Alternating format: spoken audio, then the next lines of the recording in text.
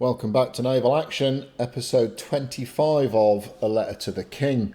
Those of you new to the series, A Letter to the King is my attempt to display the to and fro of the PvP on our Euro PvP 1 server.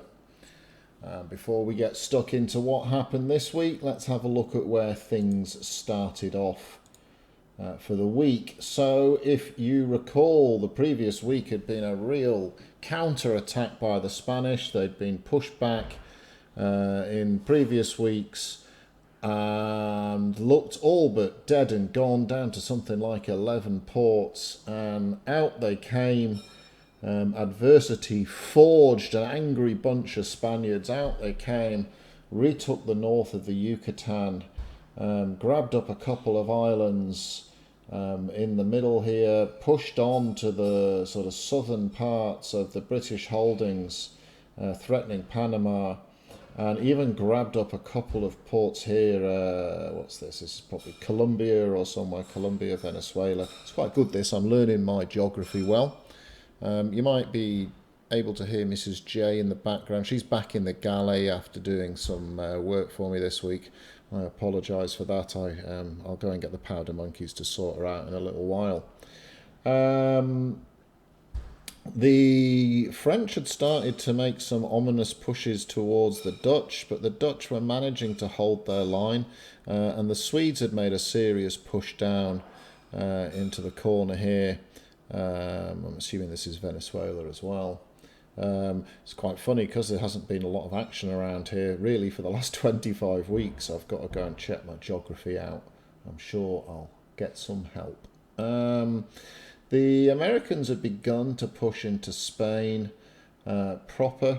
The normal biff and bash with the pirates was taking place here, again with the Swedes and the pirates around this neck of the woods as well. So that's where we were at the start of the week. Let's see what happened, and we'll begin with the alliances. So a bit of a funky thing happened towards the end of the week. The alliances last for several days, and every several days you also vote to retain your alliances. And what's happened with the Brits, and it's like a desynchronization, each of their allies drops out for 2 days until they're voted back in. So right now, the poor old Dutch are actually not in an alliance with the Brits at all. I think they might be in an alliance with the Americans. Tomorrow that will tick over and the Dutch will be back in an alliance with the Brits and the Americans. I think all three of these are now in a big love hug, or will be after the next reset. The French, the Swedes, the Spanish and the Danes are all aligned in couplets, forming a nice daisy chain. And our lovely pirate friends are just sailing around causing merry bloody hell, as is their way, and hurrah for that. Let's have a look at what happened. Well, the week really can probably be split into 2 or 3 parts. First of all, the British responded to the Spanish counterattack. And retook most of the ports, not all of the ports, most of the ports across the Yucatan, and then down through South America down to Panama, with the exception of Contoy and Mujeres, where the Spanish defended multiple times and managed to hold those. And the Americans, I can never Conil or Cuyo, which one's which. The Americans made a little pop in, and they're currently holding, I think it's Conil. The Spanish, however, weren't asleep at the wheel at all, and they managed to start pushing the Brits around Panama here. I think that's Calanet or something like that. It's hard to pronounce for me. But the Spanish now they've taken New Edinburgh and a few of the ports along here. And then really this is, again, it's been a long time since Playon and Mandinga around here. This is the area that the Brits used to fleet out of a long time ago. So this is ports changing hands that really haven't changed hands for the best part of 6 months. And so the Spanish also use an interesting tactic, and it's a good tactic. It's a tactic that's working for them.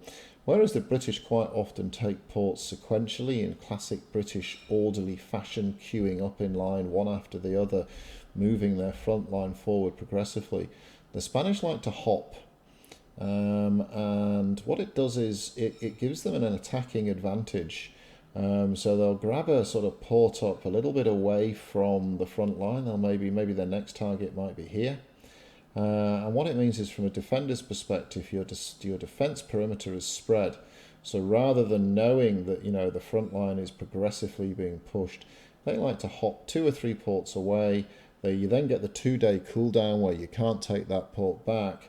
And then you can't take that port back, and in that 2-day cooldown they can hop again 2 or 3 ports, and it basically gives the defender a bit of a problem in that they quite often have to sail 40-45 minutes to get to a port, and it has been known for miraculously the Spanish fleet to appear as if they've just logged on in front of the port they're about to attack. Sometimes they sail, sometimes they just appear. It's wonderful. But the Spanish are doing well down here, and they've caused a lot of British casualties, sunk a lot of British ships, first rates, third rates, fourth rates, all being sunk down here. So, and it's the interesting thing with the Spanish at the moment as well is there's clearly a core Spanish force. You see the same names, and these guys are working around the clock. Pulling long shifts to make sure that they can keep the push up at the moment. But at the same time, there's a lot of new names appearing in the Spanish attacks and defences, and that's a good sign. I feel as though with their homeland being pushed a couple of weeks ago, it's galvanised it's galvanised what was perhaps their PvE fleet to come out and play. And as a result, the Spanish are quite often outnumbering the British in the port battles, and that's really a new thing for the British, who are turning up. They're turning up with maybe 15 to 20 ships to a battle and being met by 20 to 25 ships, or a dozen to 15, and so on and so forth. So well done, Spain, in getting all your lads up to PvP. Most impressive effort that is. Now, the story of the week really has been the plight of the Dutch, and the alliance, the Spanish, Dane, Swede, French alliance, coordinated brilliantly this week and absolutely took it to the poor old Dutch. There was some British assistance, but really it wasn't enough. And where it was reasonable, it was overwhelmed, and to be honest, there wasn't enough Brits doing the defence. The British numbers are down, and the British leadership is a little bit AFK at the moment, and the Dutch became the target. So rather than the Spanish fighting the British over here, or only the French fighting the Dutch down here, all of a sudden the Danes, who, if you remember from last week's letter to the king, what were they doing? They were doing nothing. Nobody knew what they were doing. Well, they were getting ready, and ready they were. And during the week, the poor old Dutch were absolutely spanked, pushed back to less than a dozen ports. The Swedes moving in the Far East, the French pushing in across Venezuela and onto the Colombian border. The Dutch really now only have a dozen ports or so around Willemstad, perhaps less than a dozen, and some interesting new tactics, and I'm not complaining about this at all, but we saw things like a small French contingent with a very large Danish contingent take on a big first-rate battle. So Pampeltaar was the sort of strategic key point for the Dutch in really holding Venezuela, and Pampeltaar fell with the Danes have a very good first-rate fleet. Many may have remembered from 2 or 3 months ago the never-ending wars for Arves, which often would involve the French screening and the Danes taking or defending Arves. Well, this time they combined forces, and there's nothing wrong with that at all. The French carried the flag, but the majority of the force were the Danes, and after several attempts at Pampeltaar, with the Dane fleet, and there's a couple of videos up, and it really is an impressive battle. I have a lot of time for the Danes. The Danes managed to take Pampatar either towards the end of last week or the start of this week.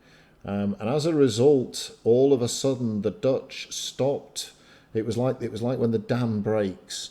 They'd held at Pampatar all for a number of days, but once Pampatar fell, it became a real struggle. And all of a sudden the steamroller was on. The French were pushing, the Danes were pushing, the Spanish were pushing. And it got really, really nasty. And there you'll see the Danes have got ports dotted around, strategically very well placed ports. The French really are causing trouble from the east, with the Swedes now holding new lands down here. And the Spanish are pushing here while somewhat distracting the British forces by just grabbing up their ports all the time. And indeed, this whole area around here is on a 2-hour timer. So the strength of the British is that they've got players in every time zone, but that strength is completely undone by this approach that the French and the Spanish are taking on, and it's the way the port timers work at the moment. But pretty much every port along here now is on the same timer, and with all three of these nations combining up against the Dutch, it's just overwhelming for them. There are Brits getting involved, but it's a small number. There's a very large PVE contingent who are just not getting involved. They've got their own reasons for doing that. They're not under threat. It's been a very clear tactic that the Danes, the Swedes and the French have not attacked Jamaica proper, and then doing so to some extent, they're not causing what happened to the Spanish. When the Spanish homeland got attacked, it galvanized people who maybe they're not that interested in PvP at the moment. They either like their fleeting or their epic events or whatever. They're trading, whatever it is. They just like that, and they're happy pottering around. They're not under threat. They see this as a faraway war. What's it got to do with them? This is historically true. You know, World War II, the Americans took a long time to get cajoled into World War II. It's very easy for folks to be looking afar at something, seeing it's not threatening them and basically not doing anything about it. And it's that apathy that allows forces to grow. And one wonders, I don't think it's going to matter because we're going to get our port reset in a couple of weeks. But one wonders if the war was allowed to go on and the Dutch were broken here or dropped out of the alliance with the British because they don't feel as though they're getting enough support. How long would it be before these forces here amassed here on the borders of Jamaica, all within striking distance? There's 4 nations now within 25 minutes striking distance of the British homeland. How quickly this lot would all of a sudden go, oh, where's the PvP clans? Where are they? And the fact is the PvP clans, the British clans, are exhausted. They're fighting hard here. They're fighting hard here. They're trying to get involved with the Dutch defence. It's very much all on one timer. And quite simply, the British response to the Dutch plight is not good enough right now. And I know that there's quite a bit of angst in the Dutch nation. The Dutch nation has never been, and again, this is reflective of the Dutch in real life to some extent. They are they're historically, you know, a mixture of the Netherlands. With the different parts, Rotterdam and Amsterdam and so on and so forth, all being sort of quite a different group, all under one flag. But just like in real life, they're not harmonious at the moment in their own national chat. They probably have one of the best PvP commanders on the server, if not the best PvP commander on the server. But if you can't rally full fleets, and if you're not getting the proper defence from your allies, it doesn't really matter how good you are. You'll go down blazing, but you'll still go down. And of course, the third member of the alliance is the US. Well, the US is completely cut off from this war by 3 factors really. One, geographically, they're miles away. It's a 2.5 hour, 3-hour sail to get around here or through dodgy town down here. Secondly, the time zone's a disaster for them. It's on a completely useless time zone for them.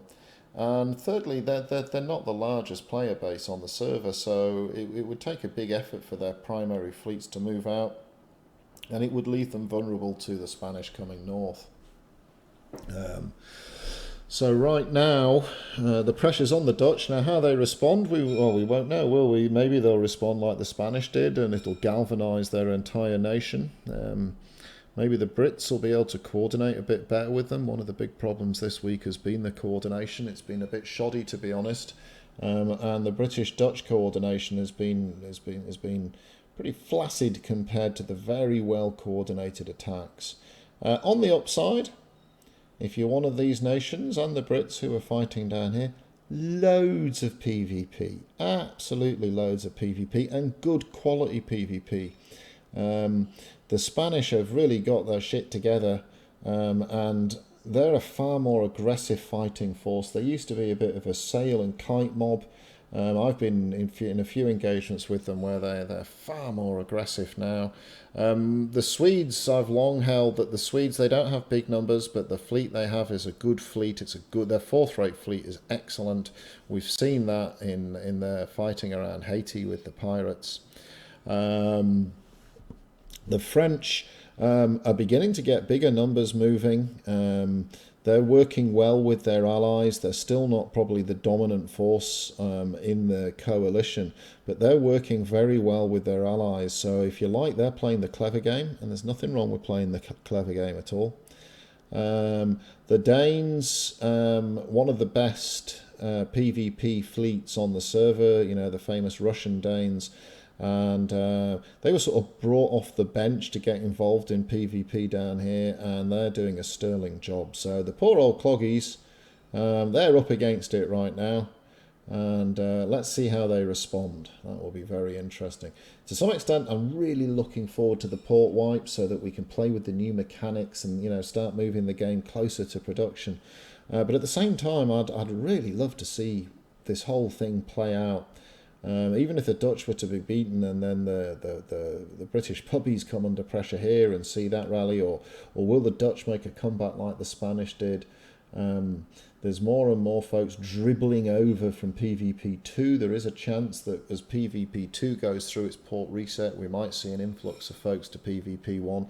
That could change the dynamics of the server. So let's see how that plays out. And now the shock of the week. So that's where the main theatre of the week was, down here around Venezuela and Colombia and Venezuela. The shock of the week was the bloody French. The bloody French turned up and took Portillo. Well, that's not possible. They took it when this was their most westerly port. It was 1 hour and 25 minutes. Much consternation and scratching of noodles was taking place as to how such a thing could happen. This is how such a thing could happen. Now, I have to say, this is a mechanic I wasn't aware of, but when you think about it, it's pretty bloody obvious, which is kind of sums me up a bit, really. The Swedes bought the flag. Now, you can't transfer a flag to an enemy, but what you can do is you can transfer your ship to an enemy, and everything in the hold, not an enemy, to an ally, I should say, everything in the hold is transferred as well. So basically, you swap ships, you buy the flag, and you swap ships back, and before you know it, the French are now running a flag into Portillo in this particular case. I actually don't have too big a problem with this in essence. What I do have a bit of a problem with is that the conquest screen doesn't tell you the right person who's running the flag. So now you might see the flag bearer sailing around, and historically you'd have said, oh, I've seen Swede McSwede face, and he can't be carrying, the flag must be a fake, because look, he's sailing around over here in a basic cutter or whatever. And of course, the flag's in someone else's grubby mitts. And then the French popped up over here and nicked up a Little Cayman. And that's a strategic port. There's a few strategic ports in the middle here. These islands seem pointless, but Little Cayman, Mysteriosa and triangles and these ones down here. These are all launching pads. You can strike a huge circumference inside your attack zone. Opens up any part of the map. So having the French here opens up a whole bunch of map for them to get stuck into if they choose to. The Swedes grabbed up another port or two off the pirates around the island chains here. The pirates are very quiet in port battles at the moment, but quite noisy, sailing around ganking and spanking people, as pirates should be. So that's quite nice. This week's event, which was at 4 o'clock in the morning, thank you very much, devs, for that, was around, I can't remember exactly where it was around here. And what's interesting now is that the location is becoming much easier to predict. One of the guys in my clan actually drew a very terrible diagram, but a very accurate diagram where they'd basically drawn lines out of all the letters that had been found, and he managed to plonk his ship pretty much inside the shipwrecks, which was good. So there was a few good shipwrecks found this week. I think there's rumours that the Brits got the Agamemnon. The Brits also got another lotion. Now they've already got a lotion, so some sort of deal was done with the Americans. There's rumours of many hundreds of millions trading, and perhaps even a rattlesnake BP, a heavy rattlesnake BP. It's a great ship, by the way, the heavy rattleship. Get one. It's nom. I do accept the criticism that all these new ships seem to eradicate the need for the other ships in the class, but we'll see.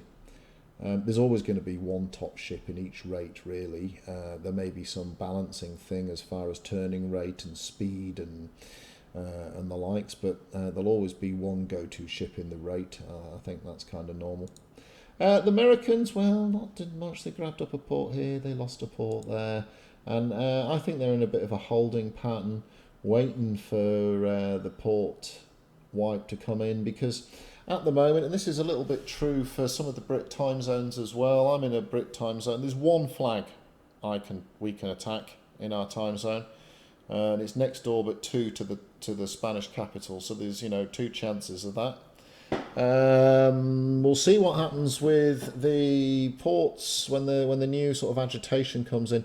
It may allow some people who are sort of time dislocated to carve out a little area that they work on themselves, and that'll be really good if that's what comes to pass there.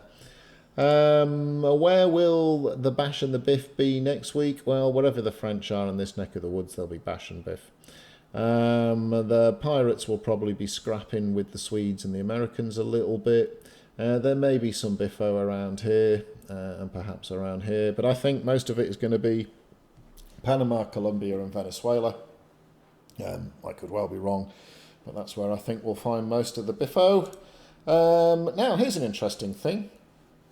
I had to double check this. I had to go back in and make sure the APIs that give the port counts were working. The Brits actually gained 2 ports. Now, I have to tell you, I've lost more durabilities this week than I think I've lost in the last 3 months.